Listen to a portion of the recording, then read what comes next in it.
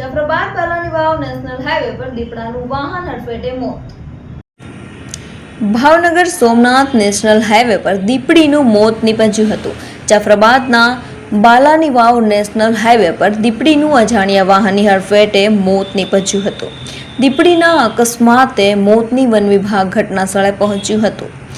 મૃતક દીપડીના શબને Babarkot animal care centre ખાતે ખસેડાયું હતું। અજાણ્યા વાહન ચાલકોની શોધખોળ વનતંત્ર દ્વારા શરૂ કરવામાં આવી છે। હજુ 1 મહિના પહેલા જ નેશનલ હાઈવે પર વાહન હડફેટે સિંહનો અકસ્માત સર્જાયો હતો। નેશનલ હાઈવે પર સતત અકસ્માતથી વન વિભાગના સ્ટાફની ઘટ સામે સવાલો ઉઠ્યા હતા। મારું નામ પ્રતાપભાઈ વરુ, બાલાની વાવ। આજે વહેલી સવારે કે જે અહીંયા વાહન અકસ્માતે દીપડીનું મૃત્યુ નીપજ્યું છે। એટલે અવારનવાર આ નેશનલ હાઈવે પર અકસ્માતો બને છે। પહેલાં થોડા સમય પહેલાં સિંહણનું મૃત્યુ હેમાળ નજીક એક્સિડન્ટ થવાથી મૃત્યુ પામ્યું હતું। અત્યારે બાલાની વાવ નજીક દીપડીનું વાહન અકસ્માતે મૃત્યુ પામ્યું છે।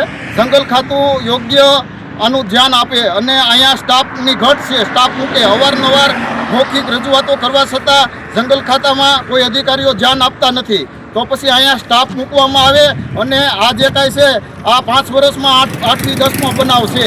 ઘણા બનાવો અકસ્માતમાં વન્ય પ્રાણીઓ મૃત્યુ પામે છે અને અત્યારે વાહન જે કાંઈ વાહનનો અત્યારે 100ની સ્પીડનો આ હાઈવે છે। વાહન તો સ્પીડે હાલવાનું છે અને જંગલ ખાતાના કાયદો એવો છે કે જામીન પણ મળતા નથી। તો પછી આ વાહન ચાલકોનું શું? તમે સ્ટાફ વધારો। સ્ટાફ અહીંયા અત્યારે સ્ટાફની ઘટ છે। અવારનવાર અમે ખાલસા કંથારિયા બનાવ બન્યો ત્યારે જંગલ ખાતાના અધિકારીઓને રજૂઆત કરી હતી કે ભાઈ તમે આ વિસ્તારમાં ટેકોરોની ઘટ છે, ટેકોરો મૂકો। આ બનાવો બને છે ત્યારે જંગલ ખાતું જાગતું થાય છે, તો પહેલાં કેમ જાગતું નથી? અને અત્યારે ખેડૂતના ખેતરમાં કોઈ પણ બનાવ બને તો ખેડૂતોને અત્યારે ભાગ્યાઓ કાંઈ પણ બનાવ બને તો ખેડૂતોને જામીનપાત્ર થતું નથી। તો એવી તાત્કાલિક નોંધ લેવામાં આવે।